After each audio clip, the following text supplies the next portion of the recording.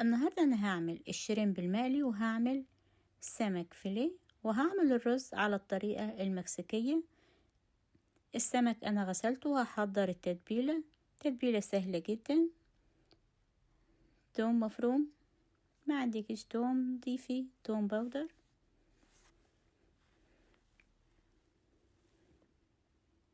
التتبيلة دي للشريمب والسمك الفيليه: معلقة ملح، نص معلقة فلفل اسود، نص معلقة بابريكا، نص معلقة كزبرة، نص معلقة كمون، معلقة مسترد، معلقتين عصير ليمون، نص معلقة توابل سمك. ما عندكيش استغنى عنها. هخلط التوابل. الشريمب انا غسلاه، سايبه الديل علشان امسك الشريمب من الديل. هاخد جزء من التتبيله هتبل بيه الشريمب، باقي التتبيله هتبل بيها السمك الفيليه.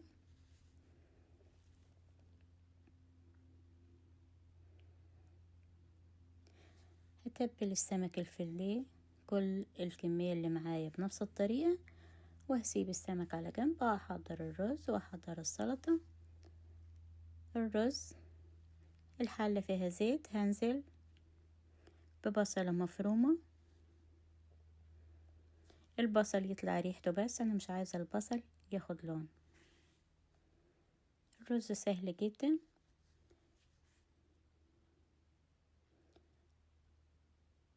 الرز انا غسلته وصفيته، هنزل بالرز على البصل. هشوح الرز مع البصل.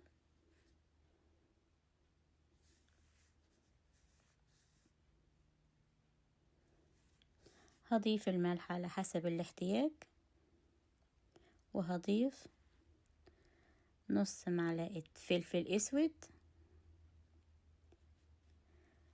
التوابل اللي انا هستخدمها اللي هي التوابل المكسيكان. ما عندكيش استخدمي البودر بتاع الزعفران، بودرة الزعفران، او معلقة صلصة، هتديكي نفس الطعم ونفس اللون. انا هستخدم 2 باكت لكل كوباية رز، 1 باكت من اللي معايا ده.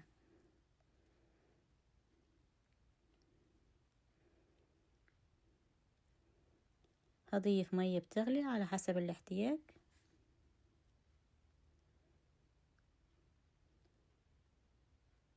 هسيب الرز يستوي واحضر الكفر بتاع الشريمب. احضر الخليط السائل.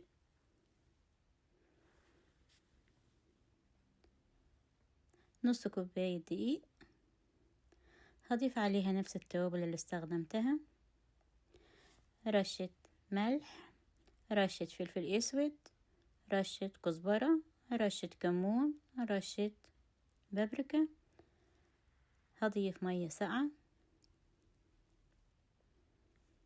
الخليط يبقى سايل زي عجينة الكريب.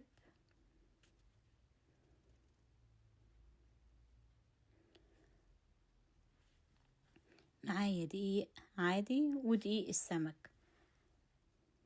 لو ما عندكيش دقيق السمك استخدمي دقيق عادي وتضيفي عليه نفس التوابل اللي انت استخدمتيها، هيبقى جميل جدا. انزل بالشريمب على دقيق العادي، اطلعها من الدقيق العادي انزل بيها على الخليط السائل، على دقيق السمك. هعمل كل اللي معايا بنفس الطريقة.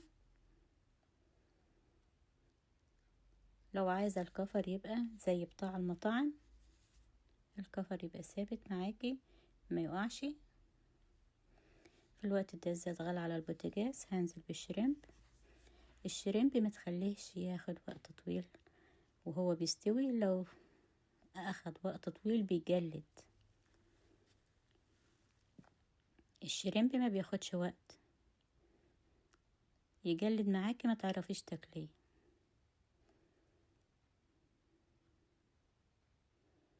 هياخد اللون الجميل الحلو القمر ده. شايفه اللون جميل جدا، لون ذهبي وجميل جدا.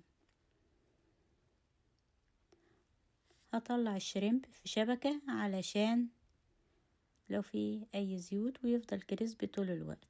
شايفه اللون جميل جدا. نفس الزيت انا هستخدمه للسمك الفيليه.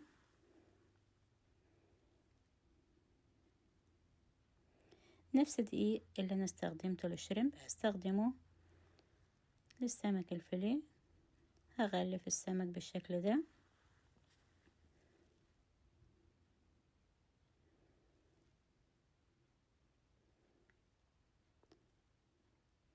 شايفة اللون جميل جدا.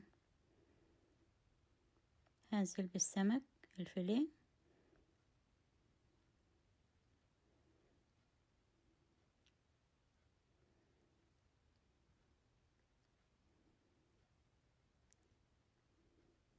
السمك هياخد اللون الذهبي، هقلبه على الناحية التانية.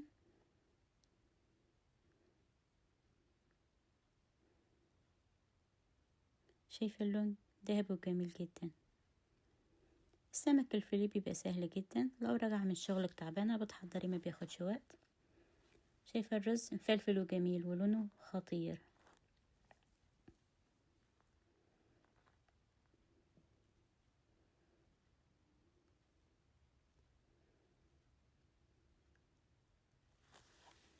هزين.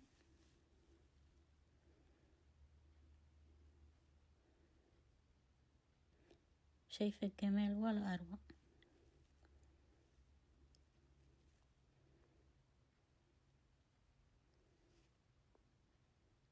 شايفة لون السمك جميل جدا وكريسبي، والرز جميل جدا على الطريقة المكسيكية. شايفة الشريمب جميل جدا.